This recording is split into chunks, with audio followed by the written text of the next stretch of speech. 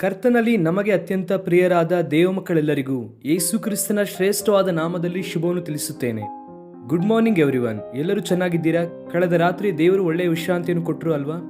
ಈ ಉದಯ ಕಾಲದಲ್ಲಿ ಆತನನ್ನು ಸ್ತುತಿಸುವುದಕ್ಕೆ, ಘನಪಡಿಸುವುದಕ್ಕೆ, ಸರ್ವೋತ್ತಮನಾದ ದೇವರನ್ನು ಘನಪಡಿಸುವುದಕ್ಕೆ, ಆರಾಧಿಸುವುದಕ್ಕೆ ದೇವರು ಒಳ್ಳೆಯ ಸಮಯವನ್ನು ನಮಗೆ ಅನುಗ್ರಹಿಸಿದ್ದಾರೆ. ಪರಿಶುದ್ಧನು ಪರಿಶುದ್ಧನು ಪರಿಶುದ್ಧನೆಂಬುದಾಗಿ ಕೀರ್ತನೆ ಗಾನಗಳಿಂದ ಸ್ತುತಿಸಲ್ಪಡುತ್ತಾ ಇರುವಂತಹ ಉನ್ನತನಾದ ಅರಸನು ನಮ್ಮ ದೇವರು. ಆಮೇನ್. ಆತನ ಪರಿಶುದ್ಧತೆ ಬಹಳ ಉನ್ನತವಾದದ್ದು. ಆತನು ಪರಿಶುದ್ಧನಾಗಿರುವುದರಿಂದಲೇ ನಮ್ಮನ್ನು ಪರಿಶುದ್ಧನಾಗಿರುವುದಕ್ಕಾಗಿ ಹೇಳುತ್ತಿದ್ದಾರೆ. ಅಂತಹ ದೇವರನ್ನು ಆರಾಧಿಸುತ್ತಾ ಇರುವುದಕ್ಕಾಗಿ ನಾವು ದೇವರಿಗೆ ಸ್ತೋತ್ರ ಹೇಳಬೇಕು. ನಾವು ಪ್ರತಿದಿನವೂ ಕೂಡ ದೇವರ ವಾಗ್ದಾನವನ್ನು ಧ್ಯಾನಿಸುತ್ತಾ ಇದ್ದೇವೆ. ಉದಯ ಕಾಲದಲ್ಲಿ ದೇವರು ನಮ್ಮೊಂದಿಗೆ ಏನು ಮಾತನಾಡುತ್ತಾರೆ ಎಂಬುದಾಗಿ ಗಮನಿಸೋಣ. ನಿಮ್ಮಲ್ಲಿ ಅನೇಕರು ಒಳ್ಳೆಯ ಸಾಕ್ಷಿಗಳನ್ನು ಕೊಡುತ್ತಿದ್ದೀರಾ. ಆಫೀಸ್ಗೆ ಹೋಗುವುದಕ್ಕಿಂತ ಮುಂಚೆ, ಸ್ಕೂಲ್ಗೆ ಹೋಗುವುದಕ್ಕಿಂತ ಮುಂಚೆ, ಕಾಲೇಜ್ಗೆ ಹೋಗುವುದಕ್ಕಿಂತ ಮುಂಚೆ ಈ ವಾಗ್ದಾನವನ್ನು ಧ್ಯಾನಿಸಿ ಹೋಗುತ್ತಾ ಇದ್ದೇವೆ. ದೇವರ ಆಶೀರ್ವಾದವನ್ನು ಪಡೆಯುತ್ತಾ ಇದ್ದೇವೆ ಎಂಬುದಾಗಿ ಅನೇಕರು ನಮಗೆ ಸಾಕ್ಷಿಯನ್ನು ಹೇಳುತ್ತಾ ಇದ್ದಾರೆ.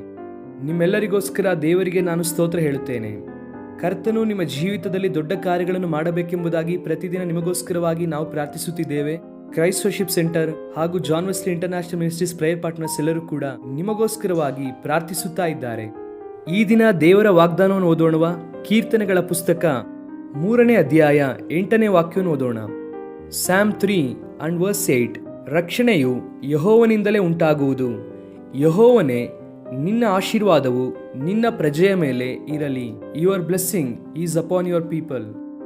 ಪರಿಶುದ್ಧ ಗ್ರಂಥದಲ್ಲಿ ದಾವೀದನು ಬಹಳ ಅದ್ಭುತವಾದ ಕೀರ್ತನೆಗಳನ್ನು ಬರೆದಿದ್ದಾರೆ.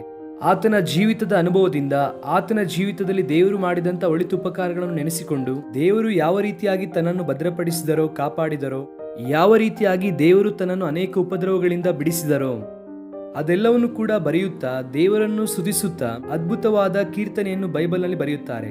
ನಾವು ಪ್ರತಿದಿನ ಕೀರ್ತನೆಯನ್ನು ಓದುವುದಾದರೆ ಎಷ್ಟೋ ಆಶೀರ್ವಾದವನ್ನು ಹೊಂದಿಕೊಳ್ಳುತ್ತೇವೆ. ಈ 3ನೇ ಕೀರ್ತನೆಯಲ್ಲಿ ಬರುವಾಗ ದಾವೀದನು ತನ್ನ ಜೀವಿತದಲ್ಲಿ ನಡೆದಂತ ಒಂದು ಅನುಭವವನ್ನು ನೆನಪಿಸಿಕೊಳ್ಳುತ್ತಾ ಇದ್ದಾರೆ. ಅದೇನೆಂದರೆ, ತನ್ನ ಮಗನಾಗಿರುವಂತ ಅಬ್ಷಲೋಮನು ದಾವೀದನನ್ನು ಹಿಂದಟ್ಟುವುದಕ್ಕೆ ಆರಂಭಿಸಿದನು.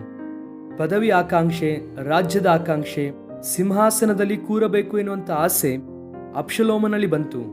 ಅದಕ್ಕೂ ಮುಂಚೆಯೇ ಬಹಳ ಜಾಗರೂಕತೆಯಿಂದ ಪ್ಲಾನ್ ಮಾಡಿ ಜನರನ್ನು ತನ್ನ ಕಡೆಗೆ ಎಳೆದುಕೊಂಡನು. ಅಂತ್ಯವಾಗಿ ತನ್ನ ತಂದೆಯ ವಿರುದ್ಧವಾಗಿ ನಿಲ್ಲುವುದಕ್ಕೆ ಅಬ್ಷಲೋಮನು ಸಿದ್ಧವಾಗುತ್ತಾನೆ. ವಿಚಿತ್ರವಾದದ್ದೇನೆಂದರೆ, ಅಲ್ಲಿಯ ತನಕ ದಾವೀದನ ಜೊತೆಗೆ ಇದ್ದಂತಹ ಅಥವಾ ಸಲಹೆಗಾರನಾಗಿದ್ದಂಥ ಅಹಿತೋಫೆಲನು ಕೂಡ ಅಬ್ಷಲೋಮನೊಂದಿಗೆ ಸೇರಿ ದಾವೀದನ ನಾಶನವನ್ನು ಕೋರುವುದಕ್ಕೆ ಆರಂಭಿಸಿದನು. ಅವರಿಬ್ಬರು ಯಾವಾಗ ಜೊತೆಯಾದರೋ ಕ್ರೋಧವು ಬಹಳ ಹೆಚ್ಚಾಯಿತೆಂಬುದಾಗಿ ವಾಕ್ಯದಲ್ಲಿ ನಾವು ನೋಡುತ್ತೇವೆ. ದಾವೀದನು ಕೂಡ ದೇವರ ಸಮ್ಮುಖದಲ್ಲಿ ಪ್ರಾರ್ಥನೆಯನ್ನು ಮಾಡುತ್ತಾನೆ. ದೇವರೇ ಅವರ ಯೋಜನೆಯನ್ನು ಭಂಗಪಡಿಸಿ ಎಂಬುದಾಗಿ ಪ್ರಾರ್ಥಿಸುತ್ತಾನೆ. ಅಬ್ಷಲೋಮನು ತನ್ನ ತಂದೆಯನ್ನು ಹಿಂದಟ್ಟುತ್ತಾ ಇರುವಾಗ ದಾವೀದನು ರಚಿಸಿದಂತಹ ಕೀರ್ತನೆ ಇದು. ದೇವ, ನನ್ನ ತಲೆ ಎತ್ತುವವನು ನೀವೇ, ನನ್ನನ್ನು ಕಾಪಾಡುವ ಆತನು ನೀವೇ, ನನಗೆ ಖೇಡ್ಯವಾಗಿ ನೀವು ಇದ್ದೀರಾ ಎಂಬುದಾಗಿ ದೇವರನ್ನು ದೃಷ್ಟಿಸುವುದಕ್ಕೆ ಆರಂಭಿಸಿದರು. ಅನೇಕ ಸಾರಿ ಮನುಷ್ಯರ ಜೀವಿತದಲ್ಲೂ ಕೂಡ ಇಂಥ ಅನುಭವದಲ್ಲಿ ಅನೇಕರು ಹೋಗುತ್ತಾ ಇರುತ್ತಾರೆ. ಸ್ವಂತ ಕುಟುಂಬದವರೇ, ಬಂಧುಗಳೇ, ಅಲ್ಲಿಯ ತನಕ ಪ್ರೀತಿಸುತ್ತಿದ್ದೇನೆ ಎಂಬುದಾಗಿ ಹೇಳುತ್ತಿರುವವರೇ, ಬಹಳ ಸ್ನೇಹದಿಂದ ಇದ್ದು ಪ್ರಾಣ ಸ್ನೇಹಿತರೆಂಬುದಾಗಿ ಕರೆಯಲ್ಪಡುತ್ತಿರುವಂತವರೇ, ಕೆಲವು ಸಾರಿ ಇಕ್ಕಟ್ಟಿಗೆ ಗುರಿ ಮಾಡುತ್ತಾರೆ, ನಂಬಿಕೆ ದ್ರೋಹವನ್ನು ಮಾಡುತ್ತಾ ಇರುತ್ತಾರೆ. ಅಂತಹ ಪರಿಸ್ಥಿತಿಯಲ್ಲಿ ಒಬ್ಬ ಮನುಷ್ಯನ ಮಾನಸಿಕ ಸ್ಥಿತಿ ಬಹಳ ಭಯಂಕರವಾಗಿ ಇರುವಂತದ್ದಾಗಿರುತ್ತದೆ. ಸಹಿಸಲಿಕ್ಕೆ ಆಗದೇ ಇರುವಂತಹ ಪರಿಸ್ಥಿತಿಗೆ ಬರುತ್ತಾರೆ. ಸ್ವಂತ ಮಗನಿಂದ ಹಿಂದಟ್ಟಲ್ಪಡುತ್ತಾ ಇರುವಂತಹ ದಾವೀದನ ಪರಿಸ್ಥಿತಿ ಕೂಡ ಅದೇ. ಹೊರಗಿನವರು ಹಿಂದಟ್ಟಿದರೆ ಅದು ಬೇರೆ ಪರಿಸ್ಥಿತಿ, ಸೌಲನು ಹಿಂದಟ್ಟಿದ ಅಂದ್ರೆ ಅದು ಬೇರೆ ಸಂಗತಿ, ಗೋಲಿಯಾತನು ಎದುರಾಗಿ ಬಂದ ಅಂದ್ರೆ ಅದು ಬೇರೆ ಸಂಗತಿ, ಫಿಲಿಸ್ಟಿಯರು ಹಿಂದಟ್ಟಿದರು ಅಂದ್ರೆ ಬೇರೆ ಸಂಗತಿ. ಆದ್ರೆ ತನ್ನ ಸ್ವಂತ ಕುಟುಂಬದವರೇ, ತನ್ನ ಮಗನೇ ಆತನು ಹಿಂದಟ್ಟಿ ಬರುವಂತದನ್ನು ದಾವೀದನು ಜೀರ್ಣಿಸಿಕೊಳ್ಳುವುದಕ್ಕೆ ಆಗಲಿಲ್ಲ. ಚಪ್ಪಲಿ ಕೂಡ ಇಲ್ಲದೆ ಅರಣ್ಯದಲ್ಲಿ ನಡೆಯುವುದಕ್ಕೆ ಆರಂಭಿಸಿದನು. ಆದರೆ ಪ್ರಿಯರೇ, ದಾವೀದನು ಎಂತಹ ಸ್ಥಿತಿಯಲ್ಲಾದರೂ ಕೂಡ, ತನ್ನ ಮುಂದೆ ಎಂತಹ ಶತ್ರುಗಳು ನಿಂತಿದ್ದರೂ ಕೂಡ, ದಾವೀದನಿಗೆ ಒಂದು ರಹಸ್ಯ ಗೊತ್ತು.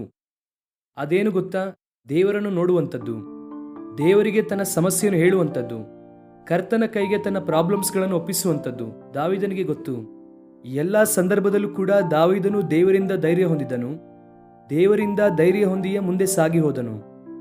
ಈ ಸಂದರ್ಭದಲ್ಲಿ ದಾವೀದನು ಹೇಳುತ್ತಾ ಇದ್ದಾನೆ, ರಕ್ಷಣೆ ಯೆಹೋವನಿಂದಲೇ, ನನ್ನ ರಕ್ಷಣೆಯು ಆತನಿಂದಲೇ, ನನ್ನನ್ನು ಬಲಪಡಿಸುವವನು ಆತನೇ, ನಿನ್ನ ಆಶೀರ್ವಾದವು ನಿನ್ನ ಪ್ರಜೆಯ ಮೇಲೆ ಇರಲಿ.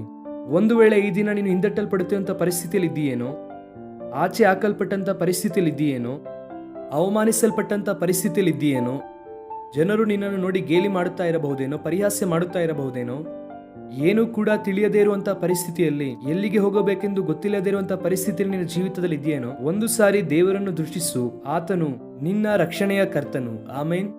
Salvation belongs to the Lord. ದೇವರಿಂದಲೇ ರಕ್ಷಣೆ ಬರುವಂಥದ್ದು. ರಕ್ಷಣೆ ಎನ್ನುವಂಥದ್ದು ರಾಜಕಾರಣಿಗಳಿಂದ ಬರುವಂಥದ್ದಲ್ಲ. ರಕ್ಷಣೆ ಎನ್ನುವಂಥದ್ದು ದೇಶದ ಅಧ್ಯಕ್ಷರಿಂದ ಬರುವಂಥದ್ದಲ್ಲ. ರಕ್ಷಣೆ ಎನ್ನುವಂಥದ್ದು ಬೇರೆ ಯಾರೋ ಕೊಡುವಂಥದ್ದಲ್ಲ. ದೇವರೇ ರಕ್ಷಣೆಯನ್ನು ಕೊಡಬೇಕು. ದೇವರೇ ಮನುಷ್ಯನನ್ನು ಕಾಪಾಡಬೇಕು. ಆತನ ಕರಗಳಿಗೆ ನಮ್ಮ ಜೀವಿತವನ್ನು ಒಪ್ಪಿಸಿಕೊಡುವಾಗ ಶಾರೀರಿಕವಾಗಿ, ಆಧ್ಯಾತ್ಮಿಕವಾಗಿ ದೇವರು ನಮ್ಮನ್ನು ರಕ್ಷಿಸುವವರಾಗಿದ್ದಾರೆ. ನಮ್ಮ ಪಾಪಗಳಿಂದ, ಪಾಪದ ಭಯಂಕರತ್ವದಿಂದ, ದಾಸತ್ವದಿಂದ ಯೇಸು ಕ್ರಿಸ್ತನು ತನ್ನ ರಕ್ತದ ಮೂಲಕವಾಗಿ ನಮ್ಮನ್ನು ಬಿಡುಗಡೆ ಮಾಡಿದ್ದಾರೆ. ಅಷ್ಟು ಮಾತ್ರವಲ್ಲದೆ ಅನುದಿನದ ಪ್ರಯಾಣದಲ್ಲಿ, ಈ ಜೀವನ ಯಾತ್ರೆಯಲ್ಲಿ ಪ್ರತಿದಿನವೂ ಕೂಡ ನಮಗೆ ಬೇಕಾದ ಶಕ್ತಿಯನ್ನು ದೇವರು ಕೊಟ್ಟು, ಪಾಪದ ಶಕ್ತಿಯಿಂದ ಕೂಡ ಯೇಸು ಕ್ರಿಸ್ತನು ನಮ್ಮನ್ನು ಬಿಡುಗಡೆ ಮಾಡಿದ್ದಾರೆ.